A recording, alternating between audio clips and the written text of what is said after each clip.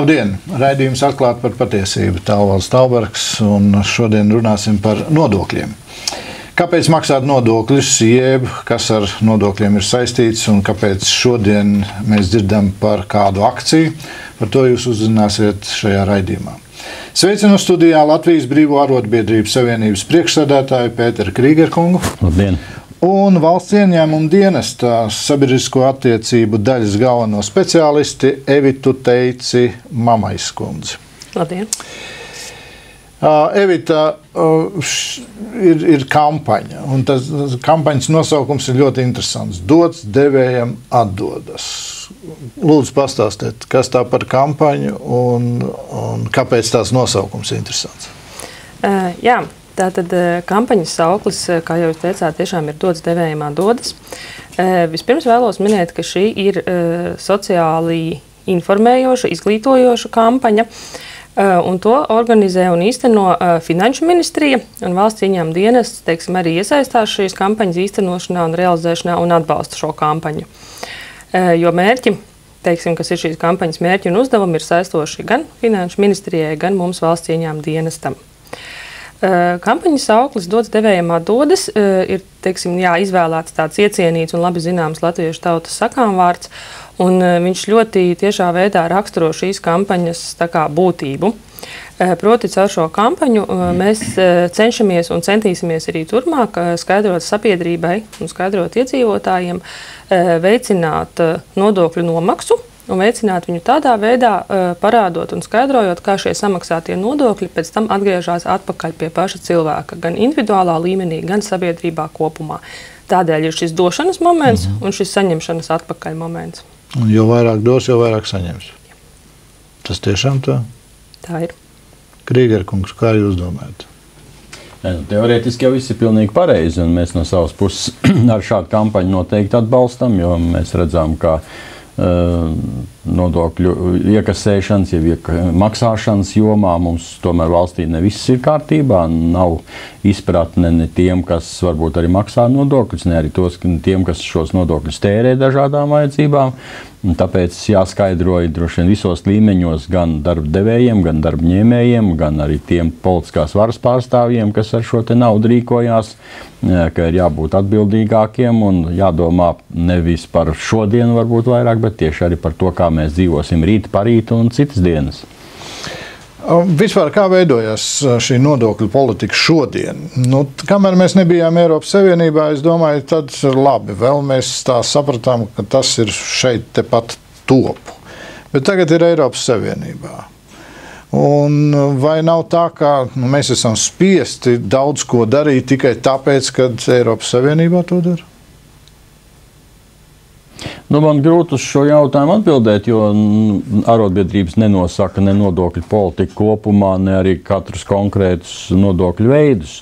Lielākā daļa no nodokļiem gan tie, kuri tiek noteikti Latvijā, tiek noteikti Latvijas parlamentā, saimā ar tātad atsevišķiem likumiem, kā mēs arī redzējām šobrīd budžeta sagatavošanas un budžeta pieņemšanas laikā. Protams, ir arī tādi nodokļi, kuri tiek izdiskutēti ar Eiropas Savienības līmenī un kur valsts vienojās tātad par šiem galvenajiem parametriem, kādi ir, bet pamatā tomēr tie nodokļi, kas vairāk uztrauc mūs, kā tā saucamais sociālais nodoklis un ieņēmumu nodokļi un pievienotās vērtības nodoklis, tie tomēr ir mūsu rīcībā un tie ir tie instrumenti, no kuriem valsts budžets arī saņem naudu un kur pēc tam tālāk mēs varam arī tērēt. Protams. Vai ir bijušas kādas iepriekš kampaņas, ko jūs zināt? Jā, šādas līdzīgas sociāli izglītošas kampaņas ir bijušas arī iepriekš. Jāsaka, jau kāds laiciņš kopš viņām ir pagājis. Tātad tie ir bijuši 2007. un 2008. gadā ir bijušas kampaņas. Un pēc tam sekoja krīze. Jā, diemžēl. pēc tam sekoja krīze. Principā arī šo minēto kampaņu, kas bija 2007. un 2008. gadā, lielā mērā arī viņu, teiksim, šis mērķis, šis uzdevums, šis vēstījums bija ļoti līdzīgs. Ar dažādiem vēstījumiem, ilustratīviem, vizuāliem, skaidrojošiem, teiksim, skaidrot sabiedrībai, skaidrot iedzīvotājiem, tātad kā notiek šī nodokļos iekasētās naudas sadale un kādā veidā viņi rada, teiksim, šo atdevi, šo labumu sabiedrībai un individam kopumā. Liekot akcentu uz to, ka jo vairāk mēs visus šos nodokļus godprātīgi maksāsim, jo lielākus, teiksim, labumus un garantijas mēs saņemsim pretīm. Kā jūs redzat, kas būtu tas stimuls, jeb kas būtu tā iniciatīva, jeb kas būtu tas, kā cilvēku pārliecināt par to, ka patiešām būs labāk? Došu kaut vai vienu piemēru. Piemēram, Krīger kungs noteikti arī zina.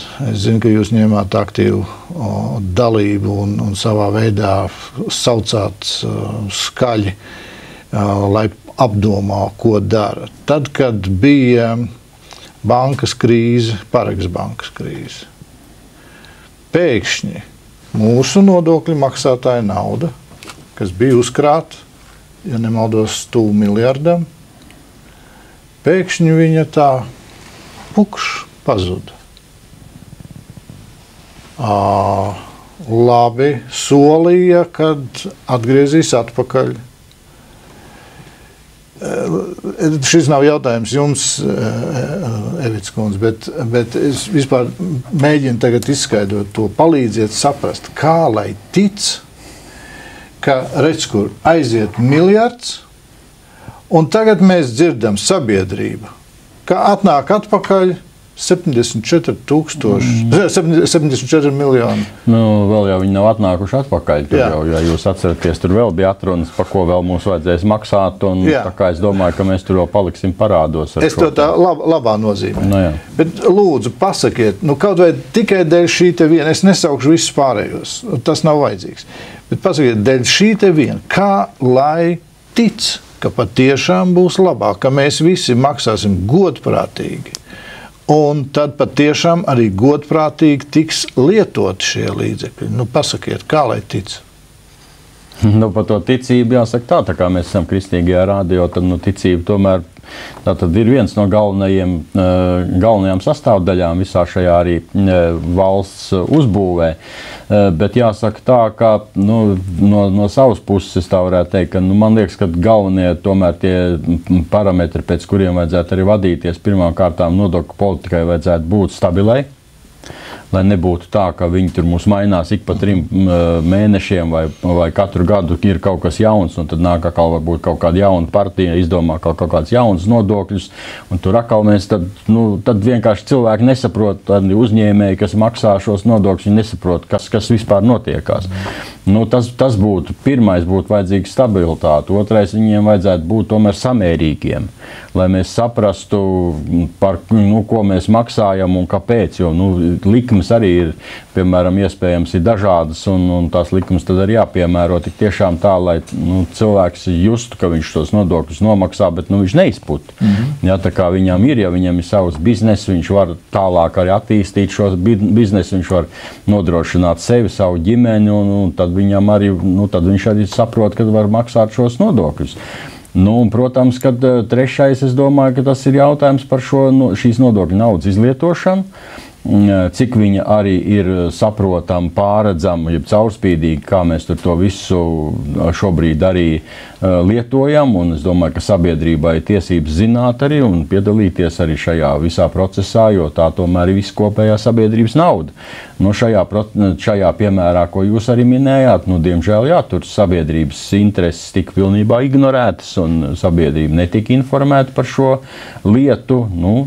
Droši vien, ka bija kaut kādas intereses, vai tās bija personīgās intereses, vai tās bija kaut kādas grupu intereses, kas šoreiz nodiktēja to, ka šī valsts nauda faktiski viņa izkūpēja privātajos koridoros. Miljards. Lati. Mēs esam bagāta valsts, mēs varam atļauties šādus gājienus. Kas jūs, Evits kundze, kas jums rada šo ticību? Tomēr es domāju, ka arī jūs, kaut arī strādājat valsts ieņēmuma dienestā, jūs tomēr redzat to, kas notiek sabiedrībā un kas notiek, kaut vai, piemēram, ar manas mammas, manu tēva, jeb manu to veco ļaužu dzīves situāciju, kādā viņi dzīvo. Tu maksā vienalga, cik es maksāju maksimāli. Bet, mammītei kā nav lielāka pensija, tā nav. Izrādās par vienu padomu nostrādāto gadu, ja nemaldos, tagad ir viens Ēriks. Un, ja ir strādājis kāds 30 gadus, tad izrādās tikai 30 Ēriki. Varbūt es kļūdos, piedodiet. Bet es pa piemēru saku. Tagad, ja es dodu vairāk, piemēram, vēl kaut kā maksimālāk un 100% visu, ko vien var. Vai ir cerība, ka, teiksim, manai mammītei būs lielāka pensija? Es tikai pa piemēru. Te nav mana mamma, nav mans mammas intereses. Ja? Nē, protams, tie mūsu personīgie tuvie piemēri vienmēr arī mums ir tuvākie un vissaprotamākie. Tas ir tikai loģiski. Es, teiksim, varbūt šodien vairāk pieturos runāju šīs kampaņas ietvaros, teiksim, varbūt neskarot tik globāli, kā jūs runājāt. Protams, valsts budžeta, teiksim, nodokļus iekasētā nauda no valsts budžeta, un viņi sadalās dažādi. Protams, šīs pozīcijas, kas ir jānodrošina ar šo nodokļus iekasēto naudu, viņas arī ir daudz un dažādas. Caur šo kampaņu mēs, protams, vairāk runājam par tām pozīcijām, kas ir iedzīvotājiem tuvākas, iedzīvotājiem saprotamākas un kas tiešām viņiem ir būtiskas, teiksim, viņu ikdienā. Tā ir gan jūs jau pieminētās sociālās garantijas, tajā skaitā pensijas un daudzas citas sociālās garantijas, kas mums tiek nodrošinātas no valsts puses, ja mēs esam veikuši attiecīgo nodokļu nomaksu. Protams, tā ir veselības aprūpe, ko valsts mums garantē, teiksim, valsts apmaksāta veselības aprūpe. Tā ir drošība, tā ir sabiedriskā kārtība, tā ir izglītība gan mūsu bērniem, gan mūsu mazajām atvesēm, bērnu dārziem. Tad arī šīs ir pozīcijas, kas tiek nodrošinātas no valsts budžeta un tā tad attiecīgi no mūsu veiktajiem nodokļu maksājumiem. Un, šis varbūt, tas jūsu izklāstītais piemērs, tas ir viens no tiem, ka, protams, ir ļoti jauki un ļoti apsveicami, ka jūs no savas puses to darāt, bet viens no iemesliem varbūt kādēļ, teiksim, šīs, vai konkrēti pensijas vai kādas citas sociālās garantijas vai atbalsts nevar būt tik liels, kā varbūt mums gribētos, vai tam tiešām vajadzētu būt. Jo, diemžēl, acīm redzot, nepilnīgi visi godprātīgi pilda šīs savas saistības un veic šos maksājumus.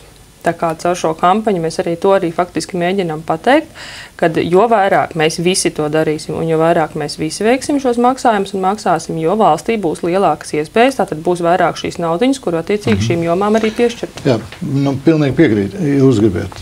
Nē, es tikai gribēju teikt to, ka, protams, ka tas neapšaubām ir viens no faktoriem, tas, cik mēs visi kopā godīgi šos nodokļus nomaksājam. Tas, protams, arī ietekmē konkurētspēju darbdevējiem, jo neapšaubām, ka tie darbdevēji, kas godīgi maksā nodokļus, viņi zaudē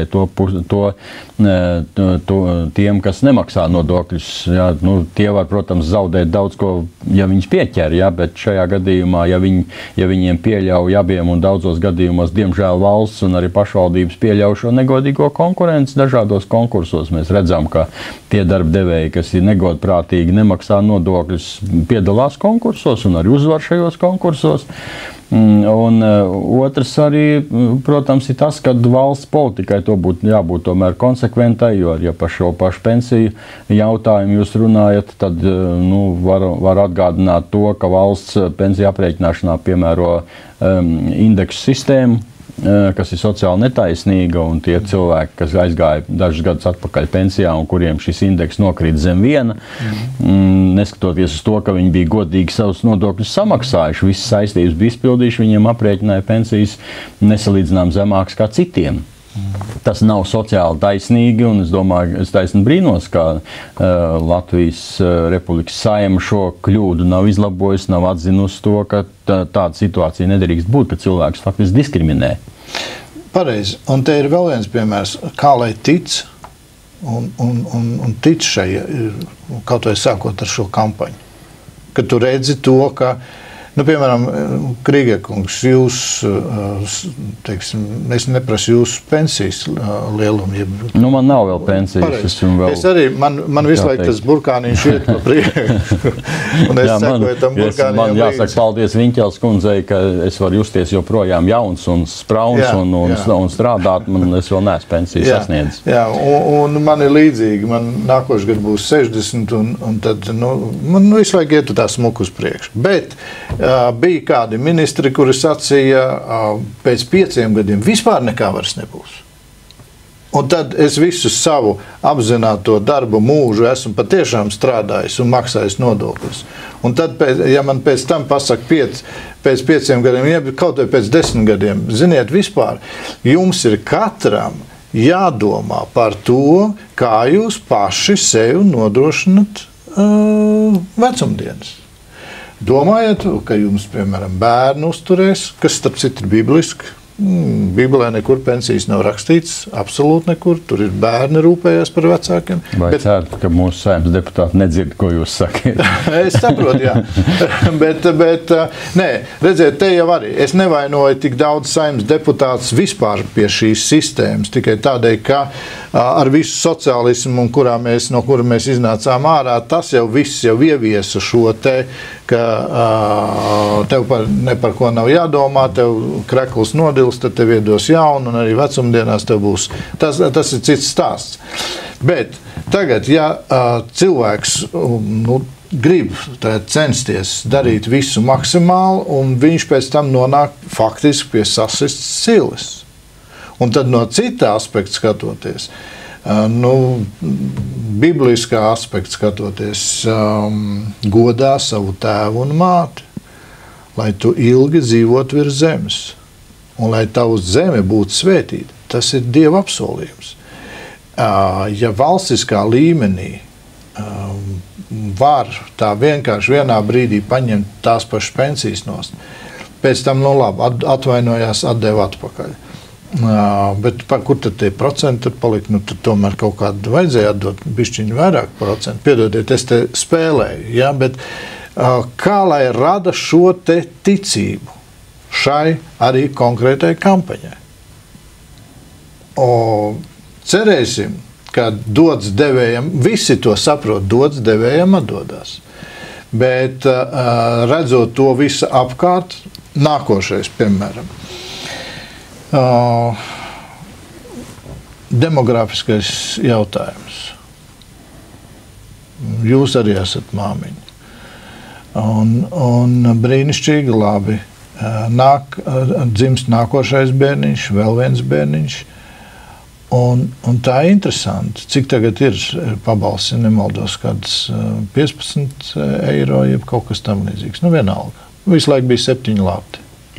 Tas jūs domājat to valsts ģimenes pabalstu, kas pie 8 latu apmērā. Jā, tas jau ir saglabājies, bet ir jau daudz lielāka pabalsta pirmajos par apgādību esošu personu. Viss tā kā tur tā sistēma tāda ir.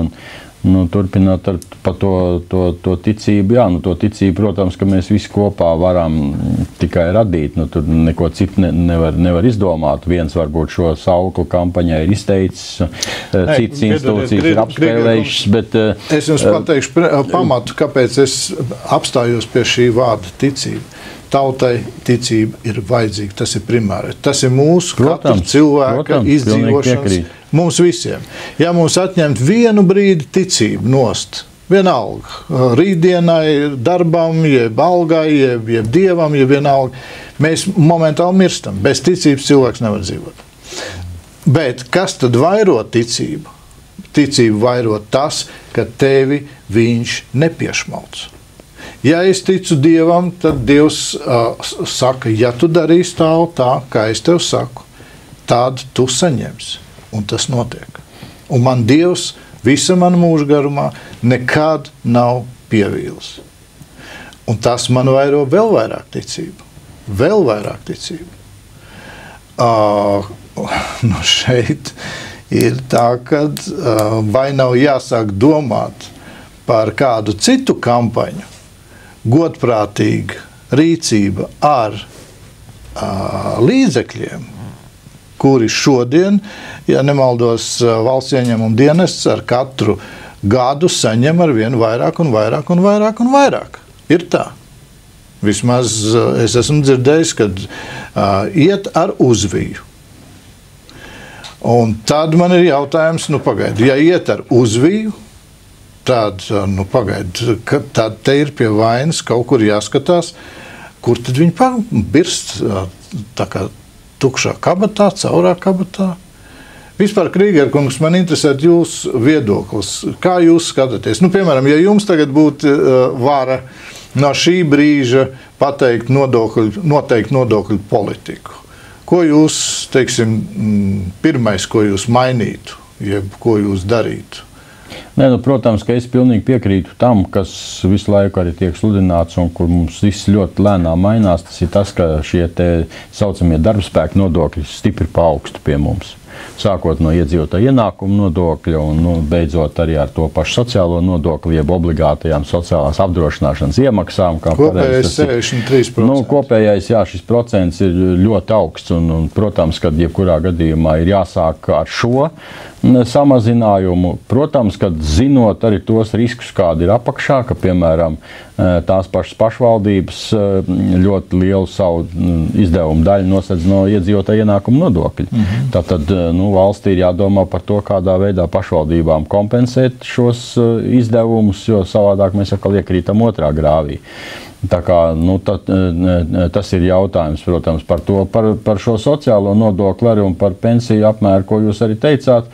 Es domāju, ka mēs ļoti slikti izmantojam, varbūt atkal tas, ka mums ir pagrūta to ticību, jo es esmu vairāk kārt teicis, ka es domāju, ka mums vislielākā problēma ir nevis ekonomiskā krīze vai finanšu krīze, mums vislielākā problēma ir morālā krīze. Tieši tā. Diemžēl mēs redzam, ka finanšu un ekonomisko krīzi mēs diezgan ātri varam pārvarēt, bet to trešo krīzi mums tur tā kaut kā neizdodas. Bet es domāju, ka arī pie šiem sociālās apdrošināšanas iemaksām tur ir viena tāda lieta, kad ir šis tā saucamais trešais pensiju līmenis, kad strādājušais cilvēks pats uzkrāja savu pensijas kapitālu. Un ļoti daudzās valstīs, arī mūsu kaimiņu valstīs Eiropas Savienībā, pamata pensija jau nesastāda tas, ko valsts izmaksā. Tas vai valsts varbūt pat vispār var neizmaksāt, bet cilvēks savā darba mūžā uzkrāja pensiju, un no šīs pensijas viņš pēc tam arī brauka apkārt pa pasauli, atpūšās Kanārijas salās un visur, kur citur. Pie mums, diemžēl, tālāk pa Lucau salu aizbraukt nevar.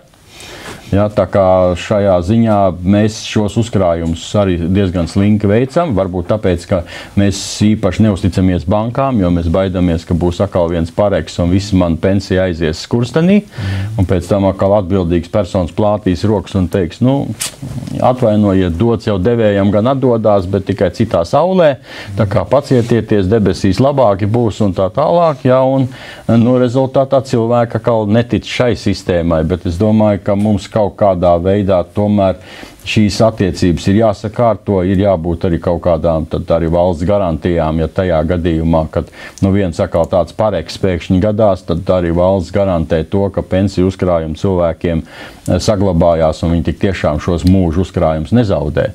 Jā, tas būtu ļoti loģiski, es domāju, un tas tik tiešām stiprinātu arī ticību tik tiešām tam, ka jā, mēs tad radām arī stabilu banku sistēmu, tad bankas arī var stabili darboties un strādāt, un mēs zinām, ka mums aiz muguras veidojas šis uzkrājums, un tad mēs varam dzīvot arī laimīgi tālāk. Patreiz, ja mēs tikai gribam un pretendējam tikai uz kaut kādu valsts noteikto pensiju, tad jā, tad es baidos, ka pie mūsu demografiskās situācijas mēs varam bankrotēt.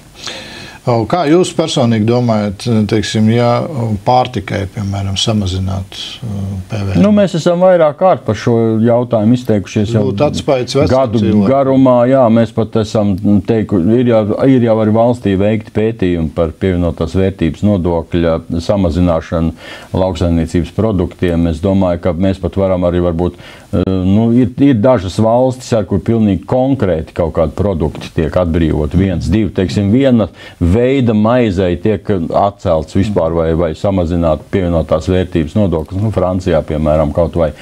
Jā, tā kā es domāju, ka pie mums ar to var izdarīt. Mums vienmēr atsaucās, ka to ļoti grūti uzskaitīt, administrēt, un tirgotāji būs negodīgi, un kas tik vien tur, visāds atrunas jau ir, lai nedarītu neko. Bet es domāju, ka mēs varējām tomēr ļoti normāli šo lietu izdiskutēt un kaut vai tām pamatvajadzībām, kas cilvēkiem ir piens maize, ja kaut kāda piena maizes izstrādājumi, tik tiešām daži viņiem šo pievienotās vērtības nodokli nolikt ļoti zemu, lai tie cilvēki, kuriem grūtāk materiālā situācija, varētu šos produktus iegādāties. Jo tā atruna jau, ka tas attiecās it kā uz visiem, ja? Tad ar bagātajiem jau var būs tad. Es gan gribu redzēt to bagāto, kas tagad ies un pirks kilogramiem maisiem maizes, stieps mājās, sēdēs, kā teikt, džakūzi un ēdīs tagad baltmaizi klaipiem, jo tā kļūsi lētāk. Tieši to, kam ir zemais PVN. jā, tas jau tad uz visiem attiecās. Man pārsteidz šāds fakts. Latvijas darba devēja konfederācijas ģenerāldirektora Līga Meņģelsona lika aizdomāties un atklāja, ka 3% uzņēmumu Latvijā ar saviem nomaksātajiem nodokļiem veido 95% valsts budžeta. Tas ir fakts? Tas, ka lielāko, teiksim, iemaksu masu valsts budžetā tiešām nodrošina šis salīdzinoši nelielais procents ar lielajiem uzņēmumiem, tas ir fakts, jā. Jo, kā mēs zinām, nodokļu maksāšanas režīmi mūsu valstī ir ļoti dažādi. Teiksim, saimnieciskās darbības paveidi, kādā veidā jūs varat darboties kā nodokļu maksātājs un maksāt, arī ir ļoti dažādi. Tā kā, protams, ir arī režīmi, kuros gan šīs likmes ir salīdzinoši zemas, gan arī tas nodokļu maksāšanas režīms kā tāds, teiksim, viņš paredz maksāt nodokļus tikai, teiksim, no gūtā, pat nevis no ienākuma, bet tieši no gūtās peļņas. Tā kā tas fakts, ka valsts budžetā lielāko, teiksim, daļu veido, teiksim, iemaksas tieši šie lielie uzņēmumi, tas tā ir.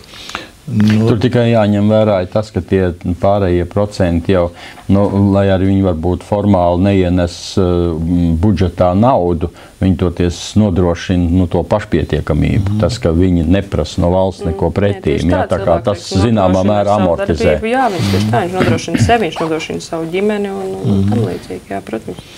Protams, jo kādu dienu sāk tā rēķināt un domāju, labi. Ja mēs ņemam to bruto kaut vai no 100 eiro, un ja cilvēkam tā bruto summa ir 100 eiro, 63% aiziet kopējos visādos nodokļos, sociālais ienākumu un darba devējs, visu, ko maksā, es tā kopējā no tā katliņa.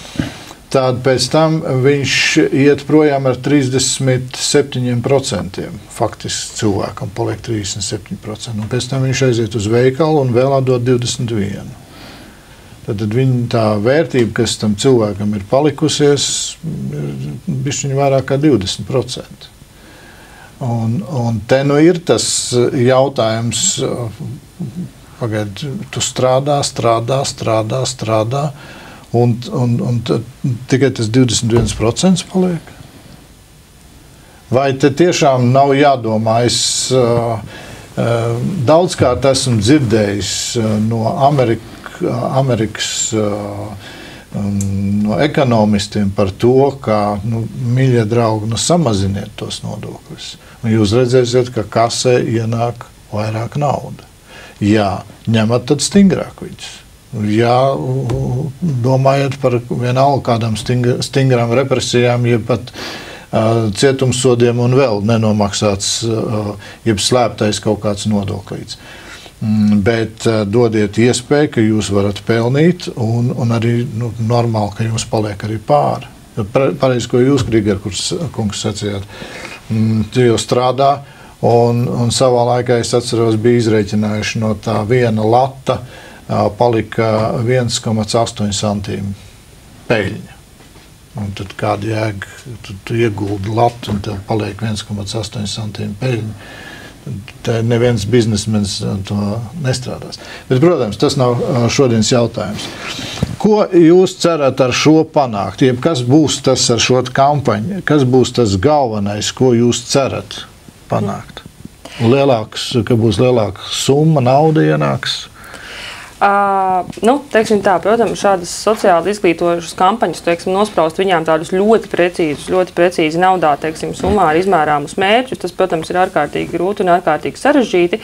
Tādēļ arī negribētos, teiksim, spekulēt un izteikt kaut kādus pieņēmumus un saukt skaitļus, bet drīzāk gan šīs kampaņas, gan arī tās kampaņas, kas savulaik tika, es jau teicu, 7. 8. gads, kas tika organizētas, viņas tomēr vairāk tiek organizētas ar mērķi izglītot, ar mērķi skaidrot, ar mērķi rosināt sabiedrībā diskusiju un aizdomāties par šiem jautājumiem. Jo tas viss, protams, ir kompleksi, jāskatās, bet katrā ziņā ir šis atgādinājums, šis izglītojošais moments un šis diskusiju rosinošais moments. Un, protams, nenoliedzami arī skaidrojošais, jo lai nu kā, bet tiešām viens no aspektiem, kāpēc varbūt cilvēks, teiksim, neveic godprātīgi, teiksim, nepilda šīs nodokļu saistības, varbūt nemaz nav tāpēc, ka viņš apzināti vai ļaunprātīgi nevēlās, bet tāpēc, ka viņš varbūt īsti nesaredz to saikni, to atdevi. Otrs moments, ka, protams, ir jāiegūta liels no mūsu puses arī darbs, ko mēs arī daram un turpināsim darīt skaidrošanā un izglītošanā kā tādā, teiksim, kā pareizi darīt tajā vai citā nodokļu maksāšanas režīma gadījumā, kā pareizi pildīt šīs savas saistības, teiksim, šī konsultatīvā atbalstošā funkcija no mūsu puses pilnīgi noteikti. Jūs esat veikuši kādu aptauju vispār sabiedrībā? Maksā, nemaksā, kāpēc nemaksā, kas būtu, varbūt, tā būtu interesanti uzzināt. Konkrēti tieši par šādiem jautājumiem, kādēļ nemaksā mēs paši, cik man zināms, vismaz pēdējo gadu laikā neesam. Mēs esam cita veida pētījumus, mēs esam pētījuši, teiksim, cik sabiedrība kopumā ir apmierināta ar mūsu sniegtajiem pakalpojumiem un ko vēlētos papildus. Bet tas, ko es minēju par to, ka cilvēki, daļa iedzīvotāji, teiksim, nemaksā vai nemaksā pilnībā tieši šīs neizpratnes, šīs nezināšanas dēļ, tas ir no citu valstu pētījumiem, teiksim, tāds fakts, ka tas ir viens no aspektiem. Tādēļ arī viens no iemesliem, kādēļ arī šī skaidrojošā kampaņa, lai tiešām uzskatāmi skaidrotu gan šo sadalījumu, gan šos iemeslus, gan šos ceļus, kā samaksātie nodokļi atgriežas pie cilvēka, pie sabiedrības. Krīger kungs, kā jūs redzat vispār Latvijas attīstību, teiksim, tuvākā, pieņemsim nākošajā gadā? Nākošajā gadā es domāju, ka mūs negaida nekādi izcili sasniegumi un ļoti strauši attīstības temps. Šeit tomēr jāņem vērā tā situācija, kāda ir izveidojusies tepat blakus aiz mūsu valsts robežām, un jāņem vērā arī tās ekonomiskās savstarpējās sankcijas, ko nosaka Eiropas Savienība Krievijai, un Krievija, ko piemēro arī Eiropas Savienības valstīm. Es domāju, ka nākošais gads mums paies, diemžēl, šo savstarpējo rēķinu kārtošanā, un tas nestimulēs ekonomiku. Taisn otrādi, man ļoti liels bažas ir par atsevišķām nozarēm, un kuras es izteicu jau tad, kad Krievija paziņoja, ka viņi nosaka ierobežojums dažiem pārtiks produktiem. Es teicu, ka man ļoti liels bažas ir par tām saistītajām nozarēm, kā piemēram transports, loģistika, kas barojas tieši no šo kravu pārvadāšanas. Tad, diemžēl, mūsu valsts institūcijas to tā diezgan viegliprātīgi uzņēma, vairāk uztraucoties par govīm, nevis par cilvēkiem. Un, mēs šobrīd redzam, ka arī lielie transporta uzņēmumi, arī ostas sāk runāt par to, ka ir iespējams šis kravu samazinājums un ka būs jāatbrīvo cilvēkus no darba, un tas nestimulē nekādā veidā cilvēkiem arī optimismu kaut ko darīt Latvijā, un es baidos, ka pie jau tām problēmām, kas mums ir, mēs varam sagaidīt arī to, ka nākošo gadu mums atkal cilvēki brauc projām un meklē sev darbu citās valstīs. Tas mūsu, diemžēl, situācija tas neuzlabo kopumā. Dodiet padomu, kā to mainīt? Jūs redzat kādu atslēgu, kādu Es neprasu burvju recepti. Nē, protams, es jau neesmu ne valsts vadītājs, ne deputāts, nekas. Es daru savu darbu, kas man ir jādara. Es tiekos ar cilvēkiem, uzklausu cilvēkus, es brīdinu valdību un brīdinu arī politiskās partijas par tiem riskiem, kādi var būt, varbūt, lai viņi zinātu, varbūt viņiem nav bijis tāda informācija. Un un mūsu organizācija kopumā vēlētos, lai arī reakcija vairāk varbūt uz tiem mūsu vārdiem būtu un mūsos arī ieklausītos. Un mēs savā laikā ļoti daudz arī runājām par to, ka ir jābūt arī ļoti labi attīstītiem visiem iekšējiem pakalpojumiem, iekšējām patēriņam, arī tiem pārtiks produktiem, ko mēs izmantojam. Šeit vajadzētu būt pārsvarā vietējiem produktiem un vietējo zemnieku audzētajiem dārzeņiem un citiem izstrādājumiem. Diemžēl mēs atkal to nekādīgi neesam varējuši sakārtot šīs te lietas. Un tagad mēs runājam, ka skolu ēdnīcās mēs tur tagad taisam konkursus, lai uzvarētu tomēr vietējie ražotāji. Visu laiku uzvarēja Igauni, uzvarēja lietuvieši, poļi un vispārējais. Mēs savus nekādīgi, citas valsts var savējos atbalstīt, latvieši nevar savējos nekādīgi atbalstīt. Tā ir tā morālā krīze, kas mums ir. Viņi, diemžēl, nav jau tikai kādā, varbūt, reģionā vai Latvijas nostūrī. Diemžēl viņi no pašas augšas, ja, kā saka, zivs pūst no galvas. Tāpēc arī varbūt mums jāizārstē būtu galva. Jā, es jau savā laikā teicu, ka mums par prezidentu kļuva ļoti labs ķirurgs, ka varbūt ka viņš tiks galā ar mūsu mugurkaulu vismaz kaut kādā veidā, bet laikam tomēr švaki mums iznāca, tā galva tāpat iekrita tur, kur iekrita bez mugurkaula. Evits kundze, kad jūs dzirdat šādu prognozi par nākošo gadu, un kontekstā ar šo kampaņu ir cerīgi kaut ko palielināt ienākumus, jo, redz, kur patiešām sankcijas, jūs jau arī dzirdat, lauksaimnieki, lopkopi, izmiksīgi kliedz, plus vēl šī te cūkas mērs, kas arī dara savu un galina nost. Diemžēl, protams, ir ārējie faktori, kuri diemžēl, neveicina un nenāk mums par labu, bet kurus mēs vienlaikus arī nevaram ietekmēt. Kā šis kaut vai pieminētais Āfrikas cūku mēris, protams, nav mūsu spēkos viņu ietekmēt. Mūsu spēkos ir viņu, iespēja robežās uzraudzīt, ierobežot, kontrolēt un censties mazināt šo risku, kas arī, uz robežām ļoti aktīvi notiek, gan no mūsu muitas amatpersonu puses, gan no robežsardzes puses tiek ieguldīti ļoti lieli resursi. Bet valsts ieņēmuma dienests nāk pretī tiem, kur nevar, pieņemsim, samaksāt kaut kādus regulāros nodokļus tikai tāpēc, ka kur cūciņas viss ir apglabāts. Jā, par to es arī gribēju minēt, kad Krīger kungs, tātad šīs Krievijas noteiktās sankcijas, Krievijas noteiktos embargo, tad es arī gribēju pieminēt, kad visnotaļ operatīvi tika pieņemti grozījumi normatīvajos aktos, un tiešām šie uzņēmumi, kurus gan tiešā veidā skar, negatīvā nozīmē skar un ietekmē šīs Krievijas noteiktās sankcijas, gan arī tie, kurus tas skar, pastarpināti, jo, kā zināms, uzņēmuma darbībā daudz, kas ir savstarpēji saistīts. Šis domino efekts, viennozīmīgi viņiem ir atbalsta iespējas, viņi var vērsties valsts ieņēmuma dienestā, un viņiem šie nodokļu maksājumi var tikt gan pagarināti, gan sadalīti pa daļām, gan atlikt uz laiku, tā kā pilnīgi noteikti. Viņiem gan vēl ir citi maksājumi, un tie kredīti maksājumi bankās. Jā. Diemžēl viņi dabūna savus, kā teikt, fermas aiztaisīt ciet, jo viņi nevar šos kredītus vairs nomaksāt, un tā ir atkal viena ļoti liela problēma. Bet, protams, šeit es nevaru īpaši vainot, varbūt ne bankas, ne ieņēmuma dienestu, ne valdību kopumā, bet tā ir ļoti, ļoti, ļoti liela problēma. Bet tas praktiski ir pareizi, Krīger kungs, ko jūs sacījāt, tās ir sekas morālai krīzē. Tautā, kura faktiski mēģina visu darīt, lai mēģina solīt no gada uz gadu. Mēs atkal vēlam jaunus, cerīgus ļaudis.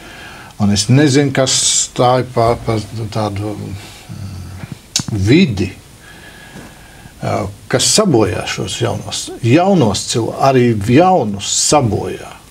Un viņi aiziet projām. un pēc tam saka, ne mūžam vairs atpakaļ tur neiešu. Un tas nav pareizi.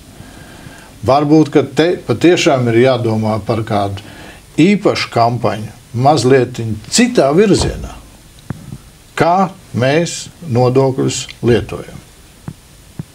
Protams, es pilnīgi piekrītu šajā gadījumā mūsu prezidentam Bērziņkungam par to, ka viņš saka, ka mums ir ļoti nopietni jādomā par politisko partiju kvalitāti, ka par viņu atbildību, par tiem cilvēkiem, kas šajās partijās ir, par to, kā viņi iztur šo savstarpējo konkurenci, lai kļūtu arī varbūt pēc tam par Saeimas deputātiem, lai viņus tur virzītu un lai viņi kļūtu. Jo šobrīd, jāsaka, tik tiešām tas brīžiem ir ļoti smieklīgi, kādā veidā mēs šo augstāko politisko varu faktiski veidojam no nesaprotamiem kritērijiem, nesaprotamām interešu grupām, kuras faktiski pa partijām nevar nosaukt, kur daži cilvēki salasījušies pirms vēlēšanām kopā fiksi sabīda kaut kādu projektu, un pēc tam 4 gadus mums visiem pārējiem ir jācieš tas. Tā kā es domāju, ka tas nav pareizi, un šeit tik tiešām, ja izdotos šo sistēmu sakārtot un nostiprināt, tad tas būtu arī kaut kāda artava arī šajā kampaņā, jo tad arī tiktu pieņemti atbilstoši lēmumi arī šajās ekonomiskajos jautājumos. Es vēlu veiksmi arī šajā kampaņā, un lai patiešām labi tas izdotos, lai labi izdotos izskaidrot. Un tāpat laikā arī mēģināt izskaidrot arī cilvēkiem, piemēram, kāpēc partijām šobrīd vajadzētu dubultot ienākumus. Pēkšņi. Kāpēc? Tās taču ir atkal no tā paša mūsu mazumiņa, kur mēs sakam visu laiku, mums pietrūkst, mums pietrūkst. Un pēkšņi uzreiz atkal. Piedodiet, atkal es redzu šeit šo virzienu. Kampaņa milzīgi liela ir jādara, jātaisa sabiedriska attiecība, ne jums, Evits kundze, bet jāveido, jāizglīto tie, kuri tērē šo naudu. Tur ir ļoti lielas problēmas. Ļoti lielas problēmas. Bezatbildība. Totāli. Par to jau ir daudzkārt runāts un sacīts. Un kamēr mēs, tas ir faktiski ir tā, kamēr mēs maisam tos caurumus, neaiztaisīsim ciet, tad te var bērt zelta graudus. Katrā ziņā šīs kampaņas ietvaros viens no aspektiem, kas tiek un tiks skaidrots, ir šis, teiksim, valsts budžeta sadalījums pa nozarēm un pa jomām. Un tā vai citādi pie šī sadalījuma mēs redzam, ka tomēr valsts pārvaldei, pretēji varbūt sabiedrībā valdošajiem stereotipiem, valsts pārvaldei tomēr tā daļa ir salīdzinoši ļoti niecīga. Teiksim, ļoti liela daļa tomēr aiziet šiem manis jau pieminētajiem iedzīvotajiem svarīgajiem pakalpojumiem, kurus valsts ir uzņēmusies, ka viņa garantēs vismaz šo pamatu, kā Krīgerkungs pareizi teica, šo pamatu drošības pilvenu, izglītību, drošību, aizsardzību un visu pārējo. Un šīm sadaļām, protams, tiek atvēlēti gan ievērojami valsts budžeta līdzekļi, kurus, protams, veido nekas cits kā mūsu samaksātā nodokļu nauda. Lielas paldies jums! Vēlu jums labu un noslēgumu šajā gadā. Vēlu jums arī Dieva svētību nākošajā gadā. Un lai patiešām labi izdodas. Un, kā ir sacīts, dot godu tam, kam gods pienākās, cieņu, kam cieņa pienākās, nodokļus, kam nodokļi pienākās, muitniekam to, kas muitniekam pienākās, valdībai to, kas valdībai. Jā, tas ir jādara, un tad mēs būsim svētīti. Lai Dievs palīdz, un paldies jums vēlreiz. Atgādināšu, ka es sarunājos ar Latvijas Brīvo arotbiedrību savienības priekšsēdētāju Pēteru Krīgerkungu un valsts ieņēmuma dienesta sabiedrisko attiecību daļas galveno speciālisti Evitu Teici Mamais kundzi. Paldies jums vēlreiz. Paldies. Tiksimies pēc nedēļas. Visu labu.